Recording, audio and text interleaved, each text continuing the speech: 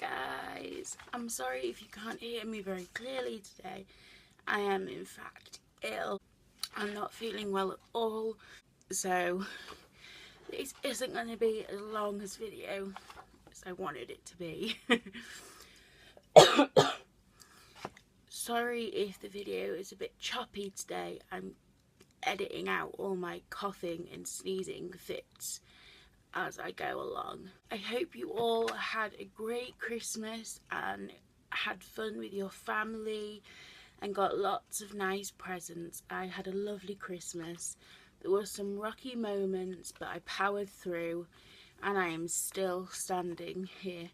A bit ill, but still standing here today.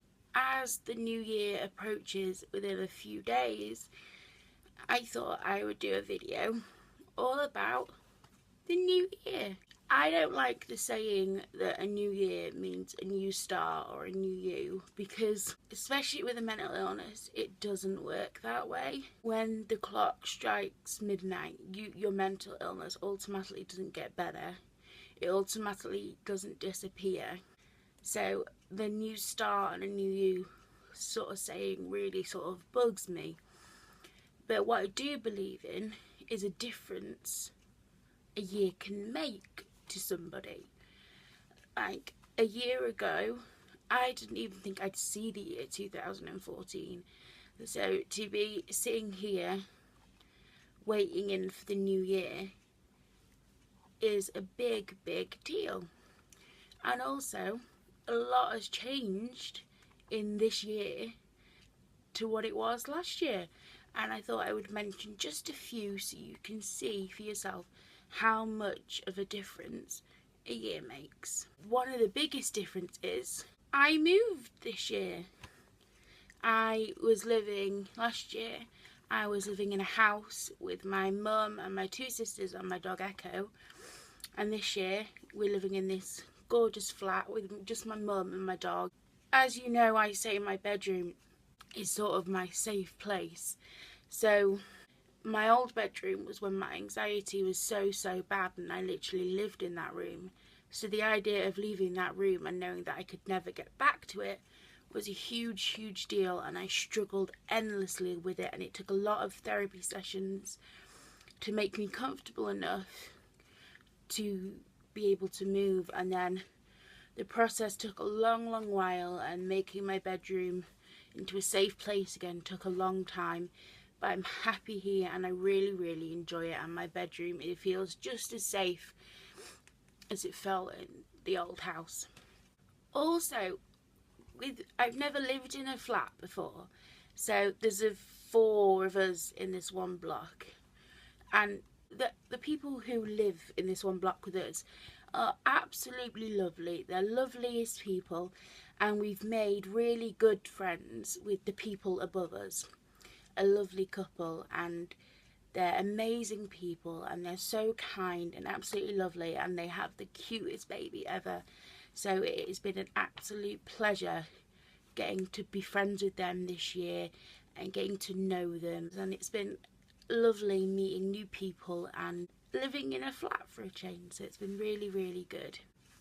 Also, in my old house we had a back garden, so we could just let my dog Echo out whenever we could. In the flat you don't have that option, so me having to go out every day to let him out to do his doggy business sort of gets you out of your comfort zone and makes you, you don't have a choice, he has to go out. So that's been a really good incentive to get out of my comfort zone and go explore a bit what the area where I now live is like. So having that experience has been a really good, helped me a bit with my anxiety, and also made me feel a bit more better knowing that having a bit of a walk and a bit of a fresh air can do wonders for your mood. And you know what? The biggest difference of the whole year is this group, Sprinkle of Courage, did not exist this time last year. It did not exist. It wasn't even an idea.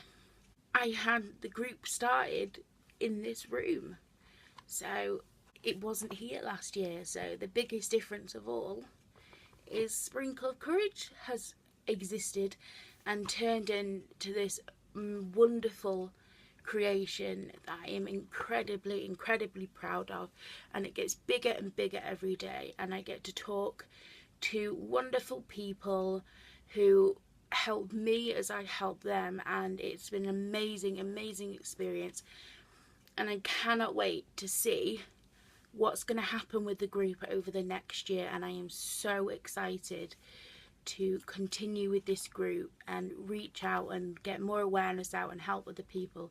So it has been an amazing experience with Sprinkle of Courage, and I cannot wait to see what the new year brings for Sprinkle of Courage. Over this last year, I've seen different therapists and gone through different sort of therapy sessions, and I've acquired, I've acquired new tools to deal with my depression, to deal with my anxiety, to deal with my self-harm, like that red ice cube trick I learned a few months ago. I didn't have that, and it helps me sort of build up like a toolkit. If you go to therapy sessions, they give you tools, and some tools work for some people, some tools don't.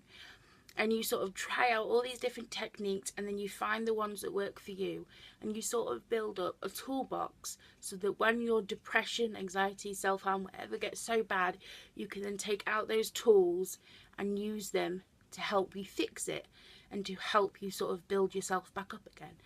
So I've acquired a lot of new tools and tricks over this last year to help me with my mental illness, which has really helped me over this year with the roller coaster of emotions that I've gone on. I've been on a very hard journey this year with moving, with the stress and sort of anxiety of this group, but then also just general mental illness stuff. It has literally been like an up and down. 1 minute I'm up, the next I'm down, and it has been a really roller coaster of a ride, and having those new tools in my toolbox has been amazing. So maybe you lot can try out new tricks over this year, over the coming year, and build up your own toolbox to help you, because it really does help. I've also changed a lot. You know, a year is a very long time, and for people with mental illness, you don't like the idea of looking forward too much because it scares you, and the thought of living that long is a horrifying idea. And the thought of me sitting here in a year's time doing another video like this makes me feel physically sick. But as I look back, I am a different person. I have got more confident, because the idea of sitting in front of my iPad recording a video or writing blogs and giving out help, information and advice to people every day and creating this group would never have occurred to me.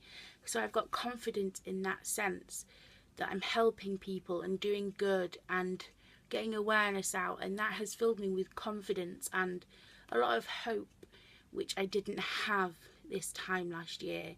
So that is a huge difference in me. So before the new year hits, I want you all to sort of maybe just take a few minutes, take a look back over the year, and don't focus on the negative because that'll only depress you, but think back to what you were doing this time last year and what's improved in your life over the year. It could be that something happened to you and you've got stronger, you came back from it. That is a huge positive. It can be that you went to the doctor and you're on antidepressant. It could be anything like that, or you started something or did anything like that, and write them. And I've written them in this cool notebook that I got for Christmas, and eventually when you pile them up, it does seem like a great difference, and it really is a great feeling looking back and seeing the difference in you that a year can make, because a year is a big amount of time and you never know what's going to happen. You can plan for something to happen and it may happen and be totally different, or it may not happen at all. So as we go into the new year, think back of all the big differences that have happened to you, and they can sort of help you in on your journey and show that even though a lot of tough crap and a tough shit happen over a year, some good come out of it, and it helps make a difference in you, a different environment.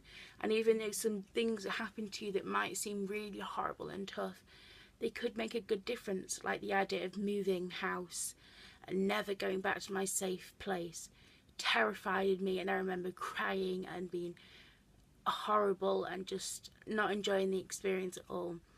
But now I love where I live right now, and I'm enjoying it around this new area. So maybe look back and think about all those tough experiences you've gone to, and maybe they won't seem so bad right now as you look back over the year. Also, you can send me in some pictures and messages all about your Christmas. I've received quite a few, and it's been amazing to read through, especially when I'm lying in bed all ill and sick, to read through and see pictures of your amazing Christmases you had. And it's been a really helped me sort of feel in a better mood, because I'm sort of feeling all there and sorry for myself.